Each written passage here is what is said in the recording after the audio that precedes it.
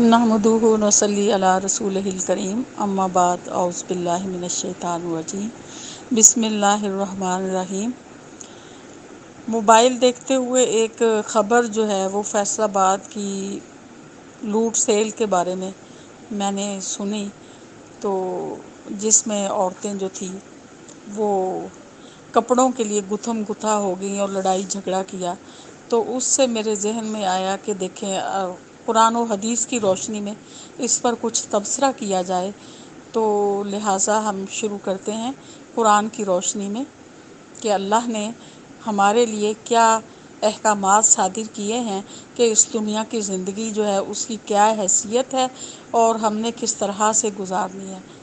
انسان جو ہے وہ کس قدر مادیت پرست ہو چکا ہے کہ اسے اپنے دنیا میں آنے کا مقصد ہی یاد نہیں رہا کہ میں کس لیے یہاں بھیجا گیا ہوں اور میرا آخری منزل جو ہے وہ کیا ہے۔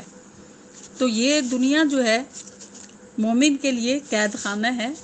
جنت نہیں ہے۔ جنت اللہ نے اس کے لیے بہت بڑی تیار کر رکھی ہے، اور جو یہاں کی نعمتیں ہیں اس سے ایسی شاندار قسم کی نعمتیں اللہ نے رکھی ہیں کہ اس کو کوئی دل جو ہے وہ سوچ نہیں سکتا، اور کوئی آنکھ اس کا یہاں دنیا کی کسی چیز میں اس خوبصورتی کا اس سے اندازہ نہیں کر سکتی۔ تو اللہ تعالیٰ جو ہے فرماتے ہیں اس دنیا کے بارے میں کہ یہ دنیا کی زندگی جو ہے وہ تو صرف کھیل اور تماشا ہے، کہ مطلب اصل زندگی جو ہے وہ آخرت کی زندگی ہے۔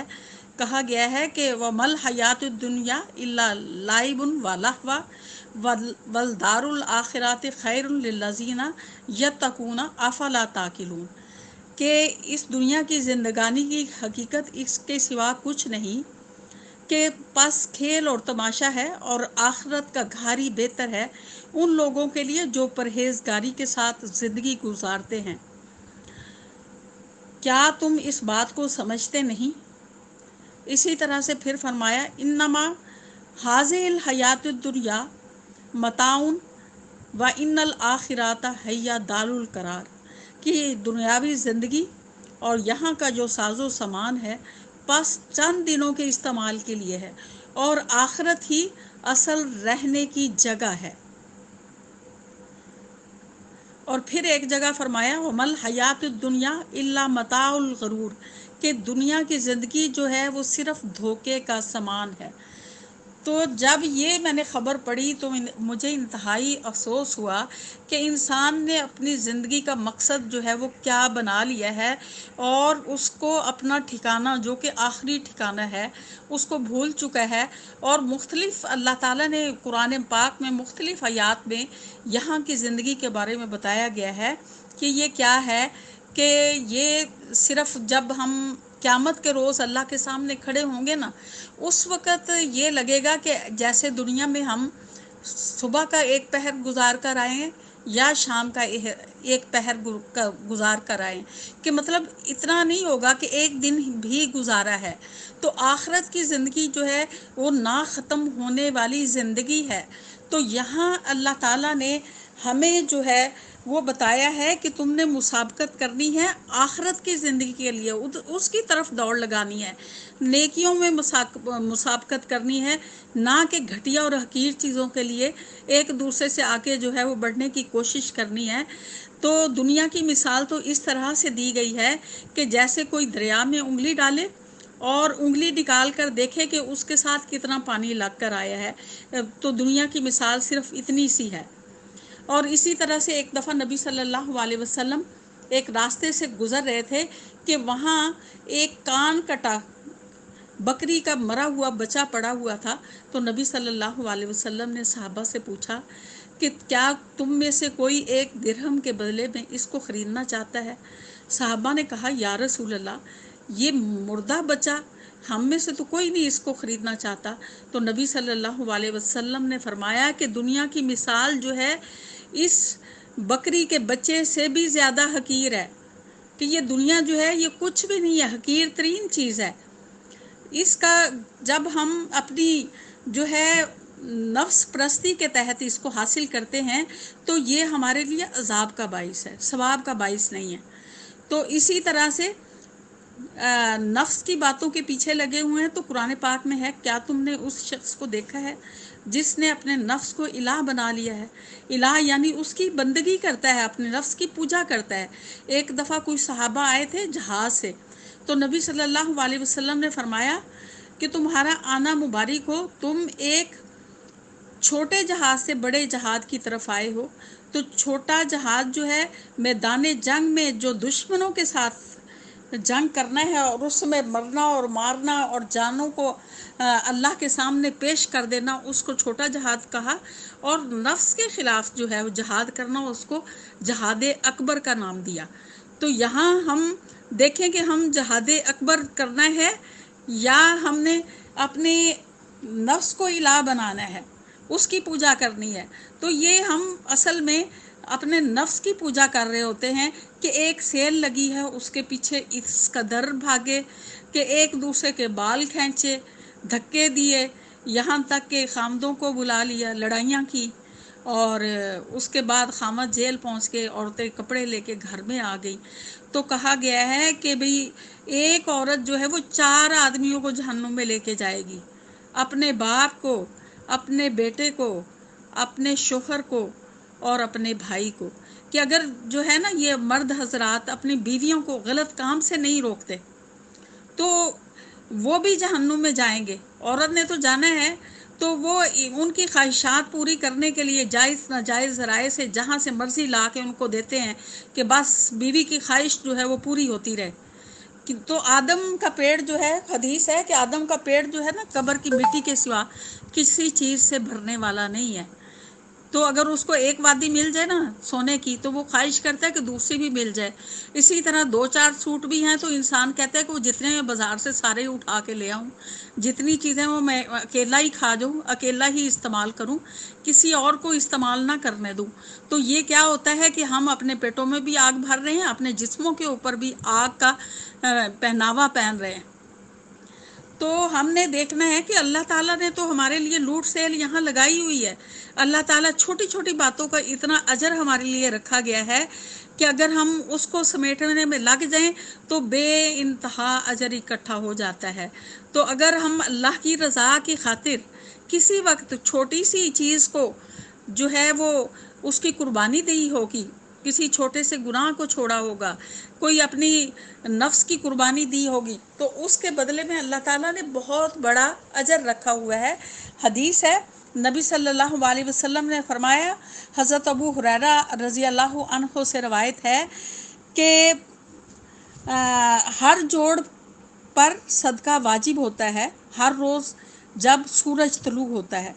तू 2 आदमियों के दरमियान अदल करे तो ये सदका है,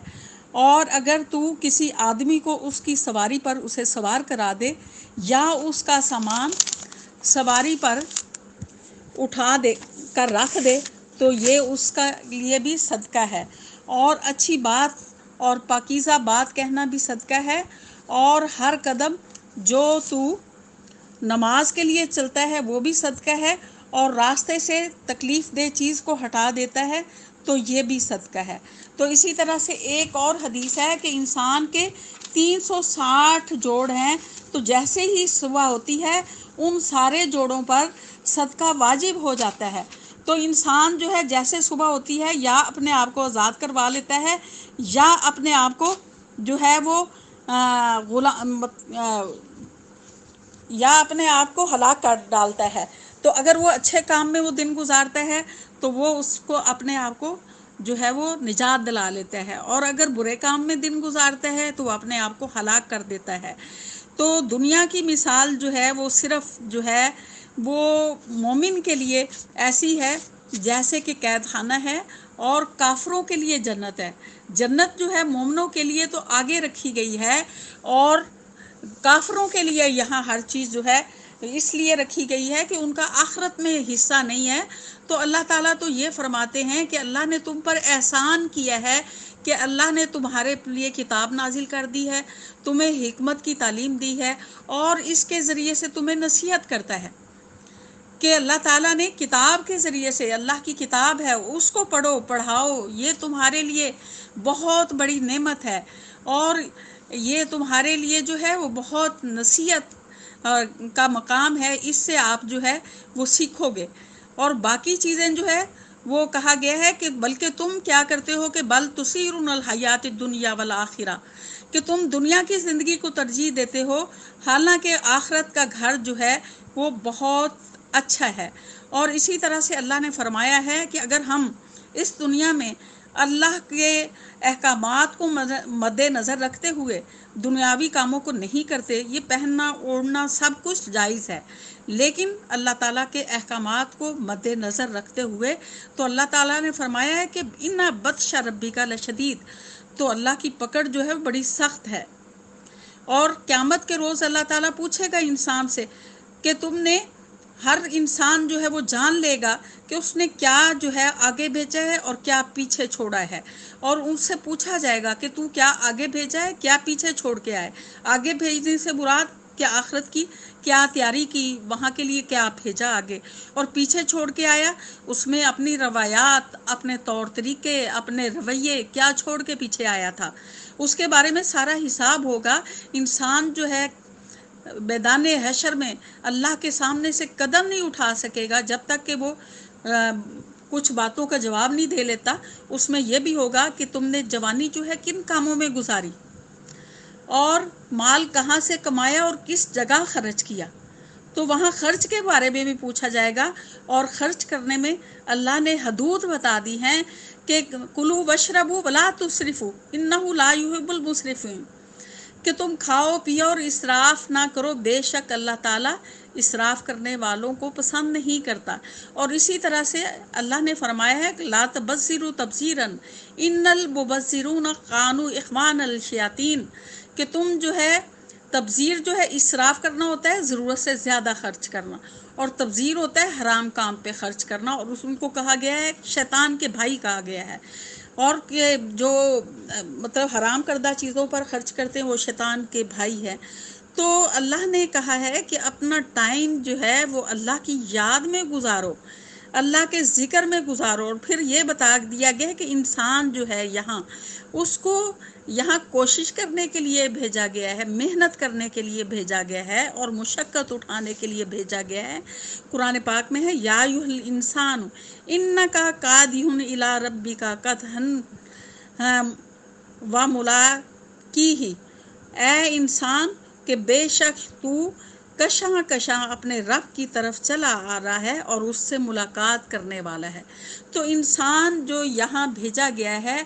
یہاں اس کا مرنا بھی آخری منزل نہیں ہے، اس کی منزل جو ہے قبر اس کی منزل نہیں ہے، اس کے بعد عالم برزخ ہے، اور برزخ کے بعد جو ہے پھر اس کا میدان حشر میں جمع ہونا ہے، اور اس کے بعد اس کے اعمال کے مطابق اس سے ٹھکانہ ملنا ہے جنت یا جہنم۔ اور اسی طرح سے دنیا کی زندگی میں بھی اللہ نے منزلیں مقرر کر دی ہیں کہ انسان کی پیدائش، بچپن، پھر جوانی، پھر بڑھاپا، اور پھر اس کی موت، یہ اس کی منزلیں ہیں۔ اور ہر انسان جو ہے اس دنیا میں کوشش کر رہا ہے، چاہے کوئی مسلمان ہے یا غیر مسلم ہے، ہر شخص جو ہے مشقت میں ہے، اور کوئی شخص جو ہے مشقت اٹھاتا ہے اللہ کے لیے، اور کوئی مشقت اٹھاتا ہے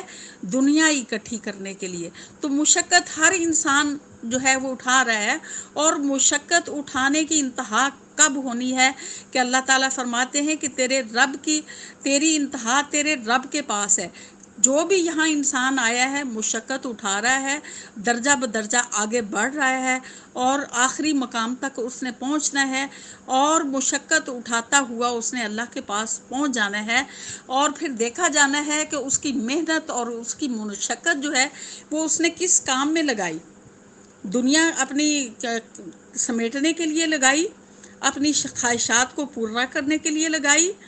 یا اللہ تعالیٰ کے احکامات جو ہیں اس کی اطاعت میں اس نے لگائی، اس کے بعد اس کو اس کا انجام ملنا ہے۔ تو کافر اپنی محنت جو ہے پوری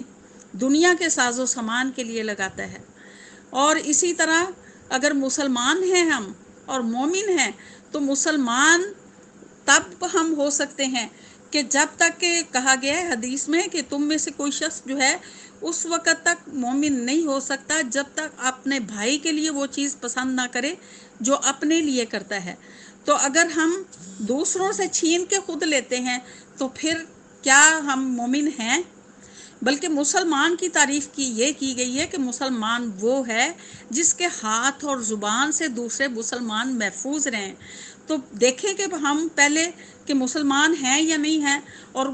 ایمان یا مومن کا درجہ تو بعد میں آتا ہے، ایمان کا درجہ۔ اسلام جو ہے وہ ظاہری اطاعت کا نام ہے، اور ایمان جو ہے یہ قلبی کیفیت ہے۔ پہلے انسان مسلمان ہوتا ہے، اس کے بعد مومن ہوتا ہے، اور مومنین میں بھی درجے ہیں، اس کے اعمال کے مطابق اس کے درجے ہیں کہ اس کا ایمان جو ہے اس کے اعمال سے ظاہر ہوتا ہے۔ تو اس میں بھی انسان کے درجے ہیں کہ کس لیول کا وہ مومن ہے۔ تو اس درجوں کے لحاظ سے وہاں جو ہیں مقامات دیے جائیں گے۔ تو جتنا زیادہ ہمارا ایمان جو ہے مضبوط ہوگا، اور جتنا ہم استقامت کے ساتھ لا الہ الا اللہ کی جو گواہی ہم نے دی ہے اس پر چلیں گے اور استقامت اس پہ اختیار کریں گے، اس کے مطابق وہاں ہمیں درجے ملیں گے۔ اور وہ زندگی ایسی ہے جو کہ نہ ختم ہونے والی ہے، اور وہاں ایسے ایسے لباس ہوں گے جو کسی آنکھ نے دیکھے نہیں ہیں آج تک، اور کبھی کسی دماغ نے ویسا سوچا بھی نہیں ہے۔ ابھی انسان کے دل میں یہ خواہش ہوگی، اور 70 طرح کے لباس جو ہے ایک شاخ پہ لگے ہوں گے، اور ہر شاخ پہ 70 طرح کے، اور ایسے مطلب ایسی ایسی نعمتیں ہوں گی کہ انسان جو ہے اس میں جو ہے وہ انجوائے ہمیشہ کرے گا، اور پھر وہ ان نعمتوں کے چھلنے کا کوئی ڈر بھی نہیں ہوگا، اور نہ ہی وہ نعمتیں جو ہیں بوسیدہ ہوں گی، پرانی بھی نہیں ہوں گی۔ اور اس میں جو ہے وہ ہر طرح کے نت نئے ڈیزائن جو ہے، جیسی خواہش ابھی پیدا ہوئی وہ سامنے چیز آ جائے گی۔ تو کیوں نہ ہم اپنی محنت اور مشقت جو ہے اس طرف لگائیں، قرآن کو سیکھیں، سکھائیں، اور اس میں اپنا ٹائم لگائیں، تاکہ ہمیشہ کی نعمتیں پا لیں۔ اور یہ گھٹیا سے سوٹ تو پیچھے ہی رہ جانے ہیں، اس کو یاد بھی نہیں رہنا، وہاں جا کے قیامت کے روز ہی بھول جانا ہے۔ اس وقت تو یہ ہوگا کہ ماں اپنے بچے کو بھول جائے گی، دودھ پلاتے بچے کو بھول جائے گی۔ اور اسی طرح سے قیامت کا نقشہ کھینچا گیا ہے، تو اس میں بتایا گیا ہے کہ جو 10 ماہ کی حاملہ اونٹنیاں ہیں وہ چھٹی پھریں گی۔ عرب کے ہاں جو ہے اس کو بہت بڑا مال و متاع سمجھا جاتا تھا، اور جب اونٹنی حاملہ ہوتی تھی تو اس کی بہت زیادہ کیئر کرتے تھے کہ اس کو چھوڑتے نہیں تھے۔ تو کہا گیا اس دن جو قیمتی ترین چیز ہوگی وہ چھٹی پھرے گی، کسی انسان کو اس کی پرواہ نہیں ہوگی، نہ ماں دودھ پلاتی ماں کو اپنے بچے کی خبر ہوگی، اور نہ ہی بچوں کو اپنے ماں باپ کی خبر ہوگی۔ تو ایسا جو ہے وہ المناک جو ہے نظارہ اس وقت ہوگا، اور المناک جو ہے حالت ہوگی انسان کی، کہ انسان جو ہے کوئی گھٹنوں تک شرابور ہوگا پسینے میں، اور کوئی گردن تک، تو کوئی پاؤں تک، تو یہاں تک کہ انسان جو ہے وہ اس کا دماغ جس کا نیچے صرف پاؤں تک ہی ہوگا اس کا دماغ گرمی سے پگھل رہا ہوگا۔ تو آپ اس کیفیت کو یاد کرو، یہاں ہمیشہ رہنے کے لیے نہیں آئے کہ یہاں ہمیشہ ہی رہنا ہے۔ مطلب قیامت اب نہیں بھی ابھی آتی تو موت تو سب نے دیکھی ہوئی ہے نا، کہ ہر بندہ سامنے مر رہا ہے، ہر روز مر رہے ہیں۔ تو جب انسان مرتا ہے اس کی قیامت تو شروع ہو جاتی ہے، اور قبر میں اس کا حساب بھی شروع ہو جاتا ہے، اور عالم برزخ اس کا شروع ہو جاتا ہے۔ تو اعمال کے مطابق جو ہے وہ عالم برزخ میں زندگی جو ہے وہ ملتی ہے، کہ اگر جس نے یہاں اچھے طریقے سے زندگی گزاری ہے تو اس کا عالم برزخ جو ہے وہ جنت سے کھڑکی کھل جائے گی، اور جس نے جو ہے مشرکانہ اور غلط کاموں میں زندگی گزاری ہے، نفس پرستی میں گزاری ہے، تو پھر دوزخ کی طرف سے کھڑکی کھول دی جائے گی۔ تو اتنا عرصہ بھی انسان اذیت میں رہے گا، اور جو ہے اس کو اپنی آخرت کا انجام روح کے نکلتے وقت بھی انسان کو خود اندازہ ہو جاتا ہے کہ کافر کی روح جو ہے وہ چھپنے لگتی ہے، جب نکالنے کے لیے فرشتے آتے ہیں نا تو وہ چھپنے لگتی ہے، کہ اسے اپنا انجام نظر آ رہا ہوتا ہے۔ جو مومن ہے، جو اچھا کام کرنے والا ہے، اس کو وہاں کی نعمتیں پہلے ہی دکھا دی جاتی ہیں، اور وہ خوشی خوشی نکل جاتی ہے اپنے رب کی طرف۔ تو یہاں ہم نے یہ سوچنا ہے کہ تھوڑی سی زندگی ہے، جس کو پہلے بتایا ہے کہ ایسا ہوگا کہ جیسے کوئی شام کا ایک لمحہ گزار کے آئے ہیں، ایک پیر گزار کے آئے، یا صبح کا ایک پیر گزار کے آئے، اس کے لیے ہم ہمیشہ کی زندگی کو قربان کر دیں۔ تو نبی صلی اللہ علیہ وسلم سے پوچھا تھا کوئی صحابہ نے کہ سب سے سمجھدار بندہ کون سا ہے؟ تو آپ صلی اللہ علیہ وسلم نے فرمایا جو آخرت کی تیاری کرے۔ تو یہ سمجھداری یہ نہیں ہے کہ ہم بہت اچھے کپڑے پہن لیں، بہت اچھا کھا لیں، دوسروں سے چلاکیاں کر کے چھین لیں اور اس کو اپنے پیٹ میں بھر لیں، اپنے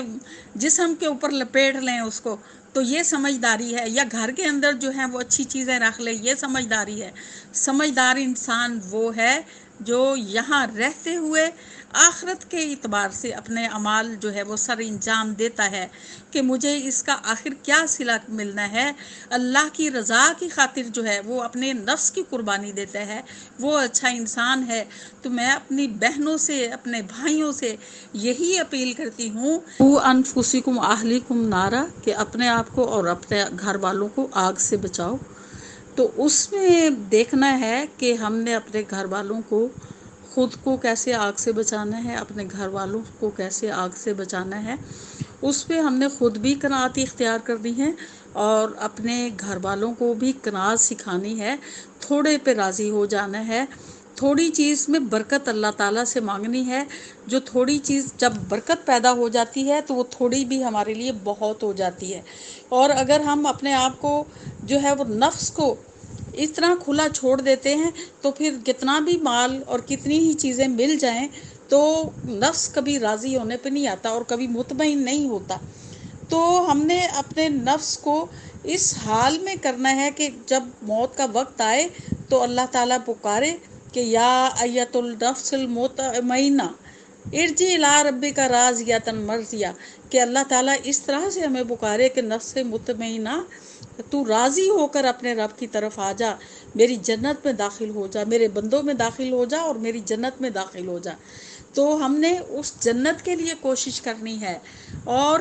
ہم نے اس دنیا کو ترجیح نہیں دینی بلکہ آخرت کو ترجیح دینی ہے۔ اور اللہ تعالیٰ نے یہاں ہمارے لیے بہت بڑی سیل لگا رکھی ہے کہ ہمارے ایسے چھوٹے چھوٹے اعمال اگر ہم سر انجام دیتے رہتے ہیں تو اس کا اجر اللہ نے بہت رکھا ہوا ہے۔ جیسے جمعہ کے دن جو ہے اگر ہم سورہ کہف پڑھتے ہیں اور درود شریف پڑھتے ہیں تو اللہ تعالیٰ جو ہے اس جمعے سے اگلے جمعے کے درمیان جو ہے